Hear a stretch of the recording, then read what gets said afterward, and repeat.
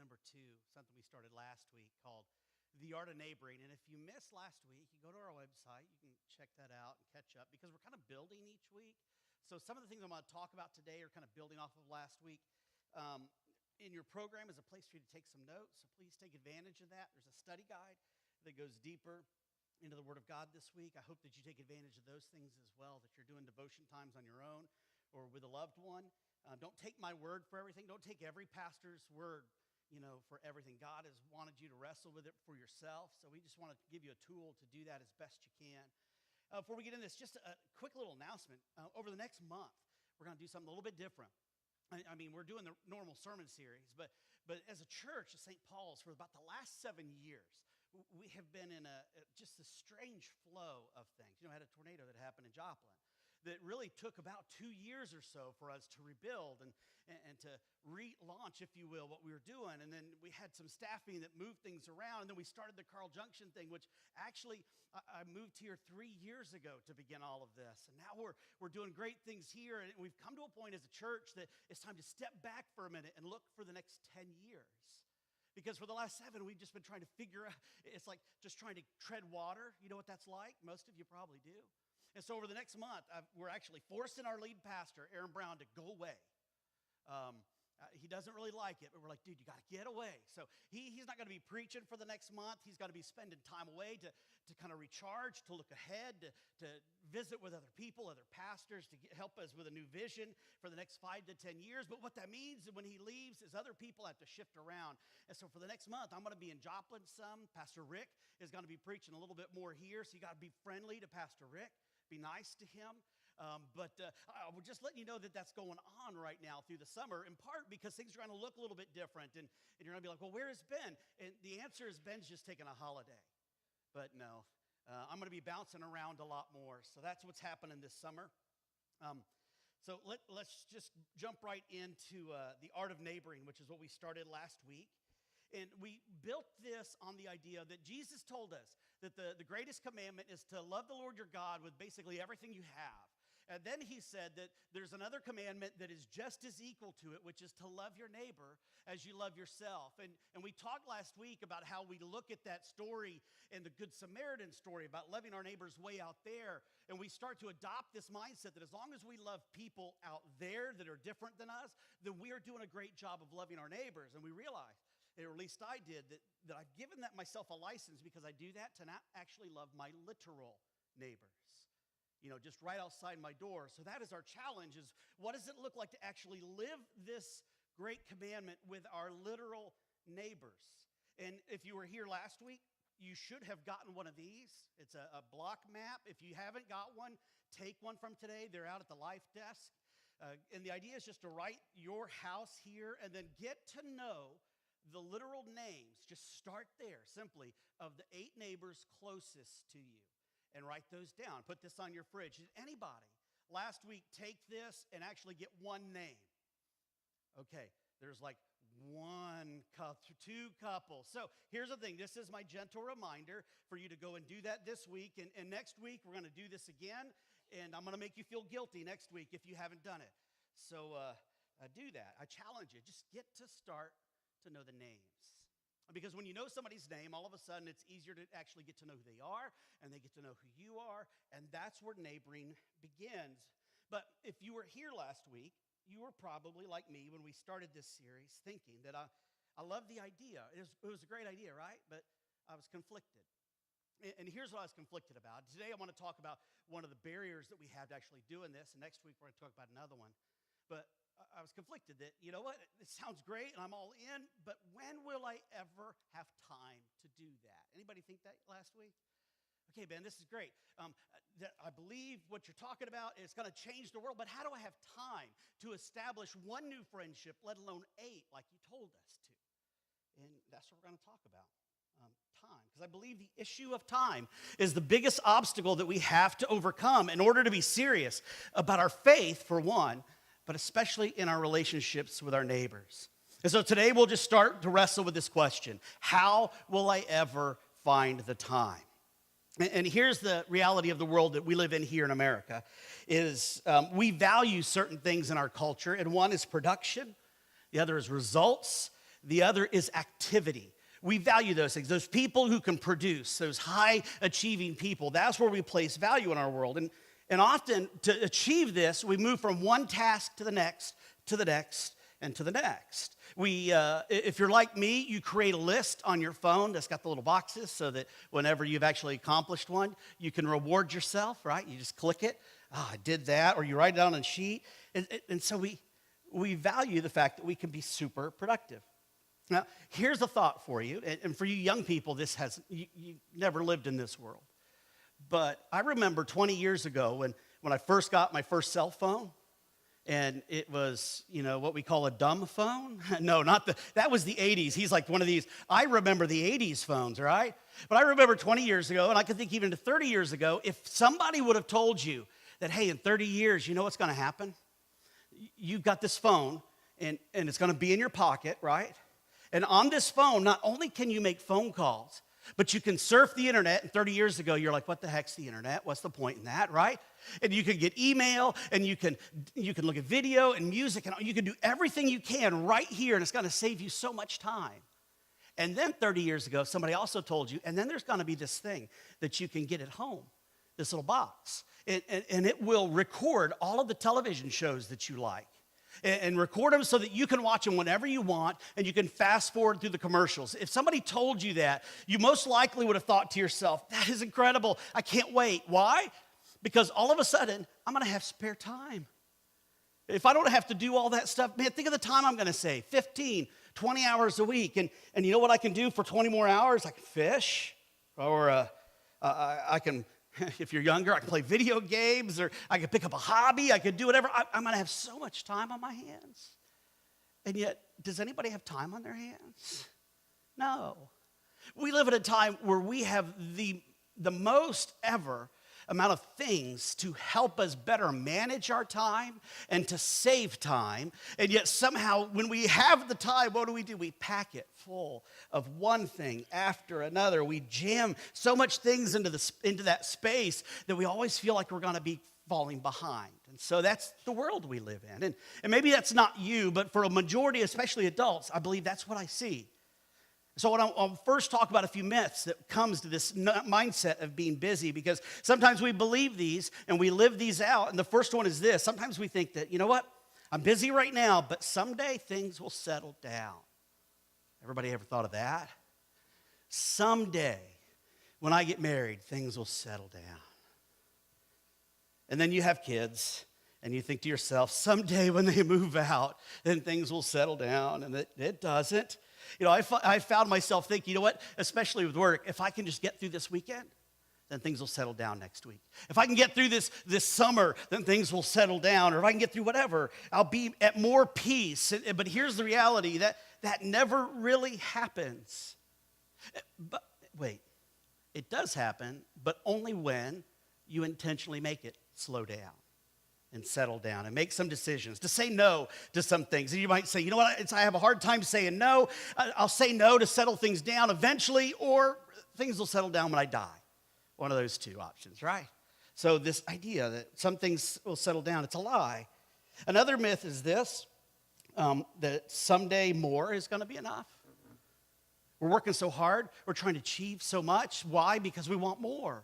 And once we've achieved whatever that more is, then it'll settle down, because that more will be enough. That one more purchase away from being content, that one more retirement fund set away so that you can be secure. Listen, someday more is going to be enough is a myth, because usually when you get there, we have this thing called marketing and advertising that convinces us, what? That again, if we had that other more, then it'll be enough. Another myth is this: everybody lives this way. Everybody lives this hectic pace. Everybody skims the surface of life. Everybody is superficial and shallow in their relationships in life. And listen, that is not true either, because even though a lot of us maybe operate this way, there are many people that have figured this out. And they have deep relationships. They have time. They live a different way than we do. And I want us to look into that idea of living a different way as we're talking about starting to know our neighbors. Because if you want to know your neighbors, we've got to create some time.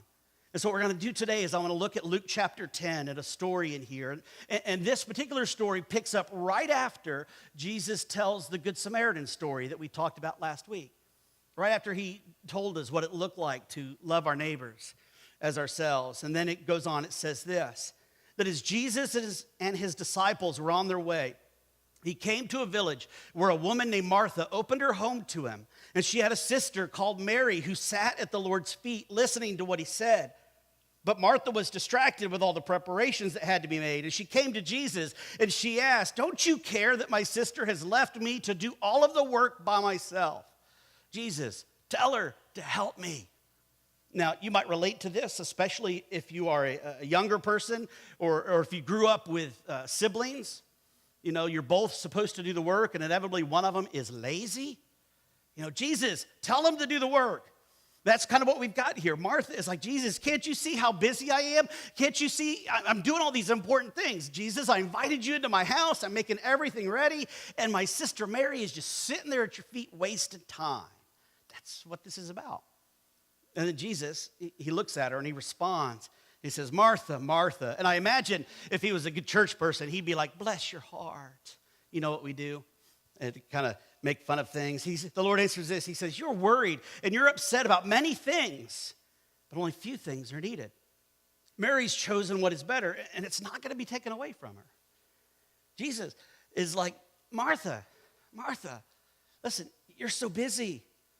And your busyness, it's making you impossible to hang out with me and to be with me." But here's the other thing that is going on in here. And if you serve in the church, this might speak to you in some way. Or if you serve in any other place, maybe you can relate. You see, at first glance, Martha is doing all of these things that are important, that seem really important, all the stuff ready to make this event happen and to take care of her guests. And she cares so much about Jesus that she opens up her house to him and prepares a meal for him. But when you take a closer look, you start to see that Martha is distracted. She is rushed. She's in a hurry. And she misses the main thing about that day, which was her guest. She misses it. And Martha's story, I think, should remind us that there's a danger in worrying about the wrong things. And it just doesn't happen at dinner parties like Martha, but listen, this happens in our spiritual lives as well. We get so consumed with serving and doing things that we forget about the main thing. Now, there's a pastor by the name of John Ortberg. He's also an author. And he wrote this book called The Life You Always Wanted. And in it, he talks about something that he calls hurry sickness. He says that hurry is the greatest enemy of the spiritual life in our day. He says it's destructive because love, which we're called to be, love and hurry, they are not at all compatible. Because love, you know what? It always takes time. And time is the one thing that hurried people don't have. You understand that? Love is messy and time-consuming. And if you're like me, you've packed a calendar every day where I don't have time to love. We do this in our relationships with our spouses, with our coworkers, with our children, and with our neighbors. Hurry is toxic.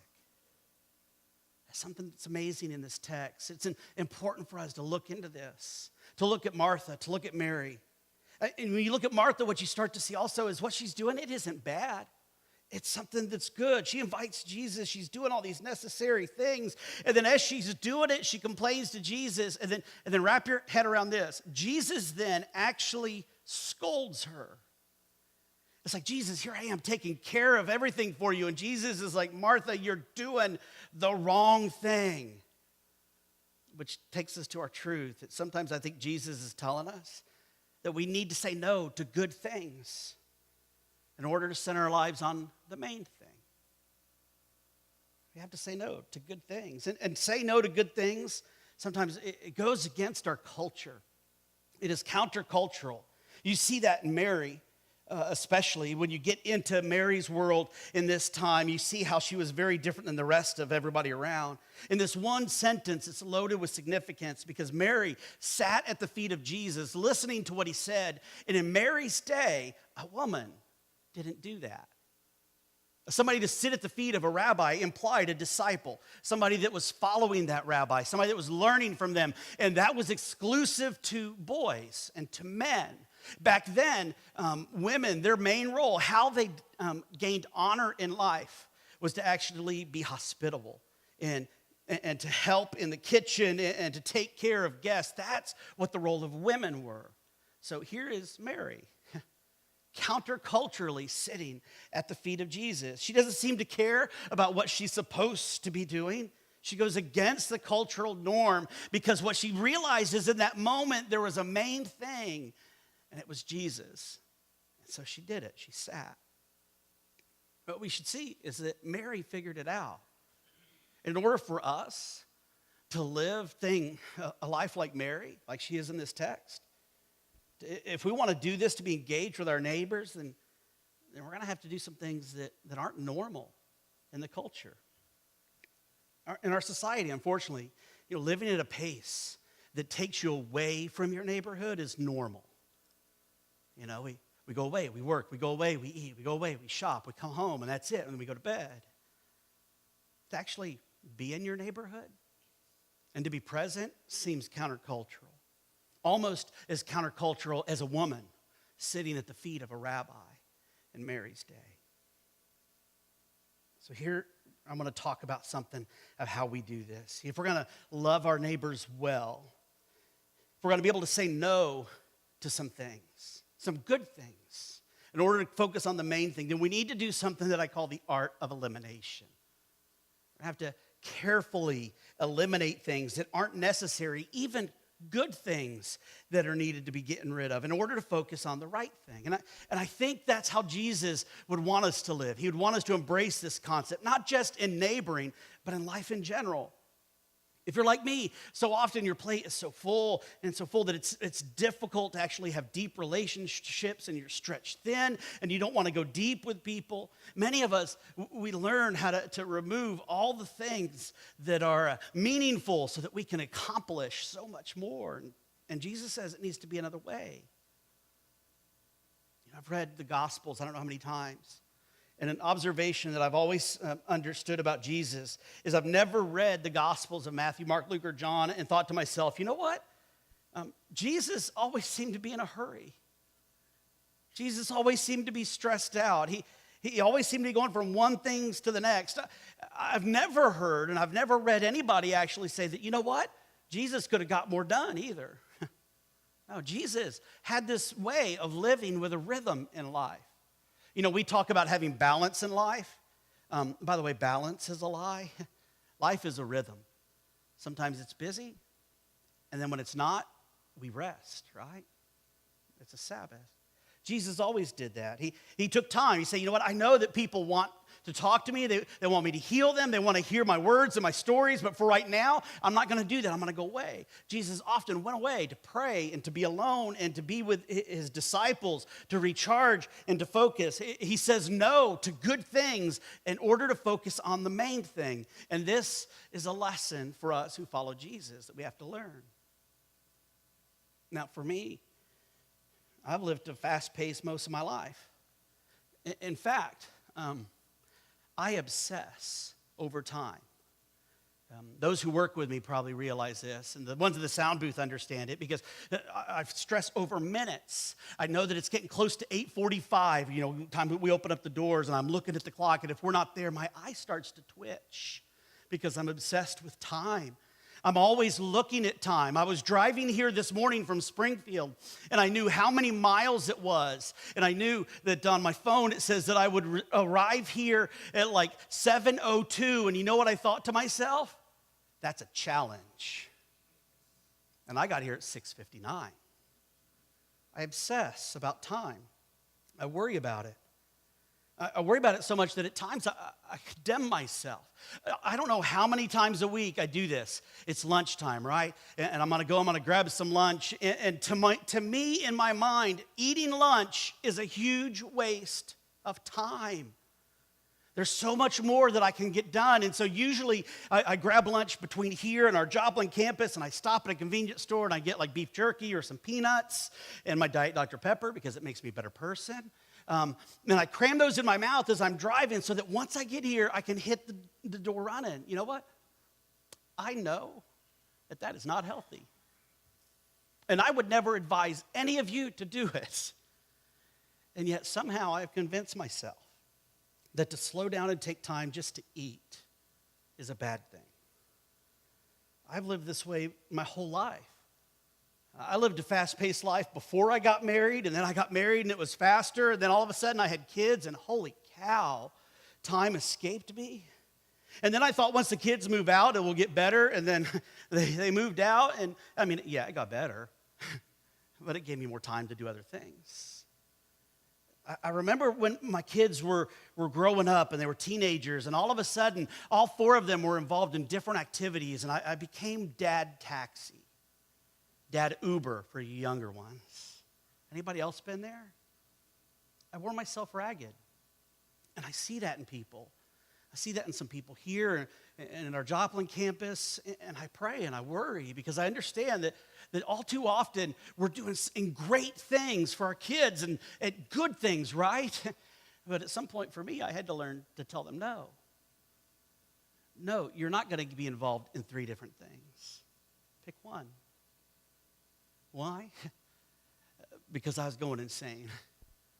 And when I was going insane, you know what they understood? Daddy's crazy. They saw it. They were afraid to ask me to take them places because they knew my first response would be, okay, how do I figure this out? Time has always been that way for me. And in order for us to change it, we've got to be countercultural. You're going to have to say no to some good things.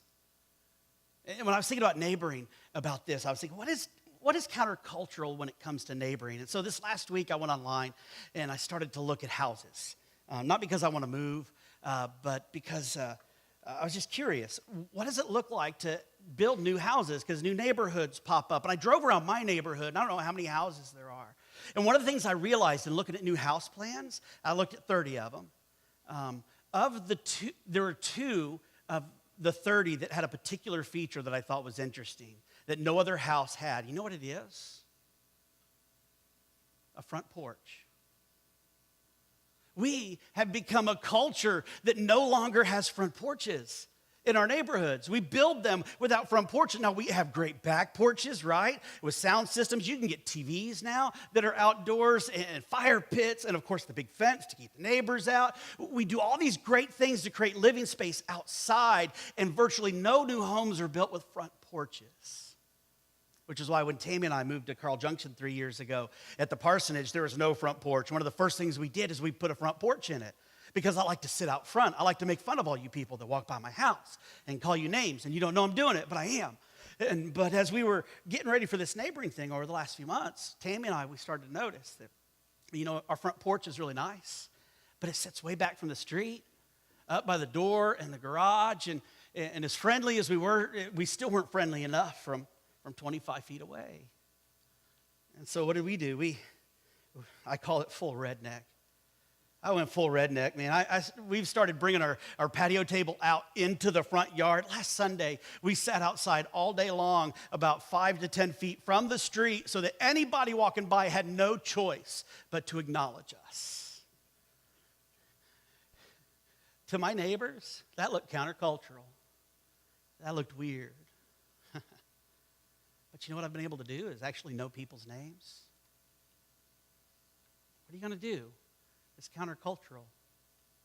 Now, I mean, that's just one of the things that Tammy and I do. And honestly, that's a Tammy thing. She's a lot friendlier person than I am. But what are you going to do? To really live out this mandate, to love your neighbor as yourself. God is going to call you to make some changes, to give up some good things. Maybe it's an activity. Maybe it's a good backyard that you have. So we're called to give up good things in order to focus on the main thing. So just think with me here for a second. Over this next week, what does your calendar look like? Does it match up with this commandment to love God with everything you have and to love your neighbors as yourself? Is there time for that? I would say that I think God is probably calling you, and some of you might have ideas right now of things you can change that are countercultural. And I would tell you that if that's happening in you, it is okay. Focus on the main thing, regardless of what other people think. I also love this when we get back to the story of Mary and Martha, and I think about people in the church, and I love the people of this church that serve in this church, but with every church, there's like always a handful of people that are doing everything, doing all sorts of stuff. And when you look at this story, essentially Jesus is telling Martha, stop doing ministry for me and come hang out with me. Maybe God is calling you to slow down. Stop doing something good. To focus on the main thing. I know my leaders right now are going, oh crap, Pastor Ben told people to quit serving in the church. Listen, I did. If it's too much, focus on the main thing, which is what? Love God with everything you've got and love your literal neighbors as yourself. As you're here today, I want to encourage you to slow down at some point today when you leave. Slow down. Pray. Say, God, what is your desire? What is your heart for me to be able to live this mission out? God, what is that next step? Where is somewhere that I need to say no? God, who is that neighbor that I need to go and learn their name? Or who do I need to invite over for a meal? It's easy to not do these things. And it's easy to justify it and telling yourself that, you know what, I love my neighbors that are far away. I love the people in Puerto Rico and in Nicaragua and the poor people downtown, and I love them, and so I'm loving my neighbors, and we justify not engaging our literal neighbors. But I think God is telling us we need to start where we live. It takes the next step. Listen, take that step. If you do, you'll be in for a ride. It'll mess you up a little bit. In a good way, eventually. Everything will change. I believe that step will start to change you and your family, and your neighborhood, and this city, Southwest Missouri. And I actually believe it can change the world. I believe it's that important. So love your neighbor, your literal neighbor, as yourself. Let's close with a little prayer.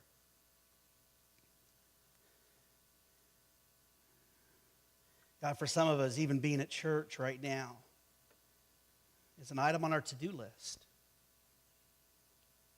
Something to accomplish so that we can move on to the next thing. God, often we come to church and we're so busy, we're thinking to ourselves, when this is over, I got to go do this. I got to do the next thing and the next thing. We're so busy thinking about the next thing that we aren't with you. God, there are times that we're so busy trying to do ministry for you that we don't spend time simply to sit at your feet. God, give us courage to say no. Strength to be countercultural, to be different than our other neighbors and our other Christians as well. God, change us. Make us more like the people you call us to be, the women, the men. Help us to chase after you and ignore the rest. I ask in Jesus' name. Amen. We're going to take a little time and worship God through a time of giving him his tithes and our offerings. And when we do this, it's an act of worship, because what we know is anytime you give something up,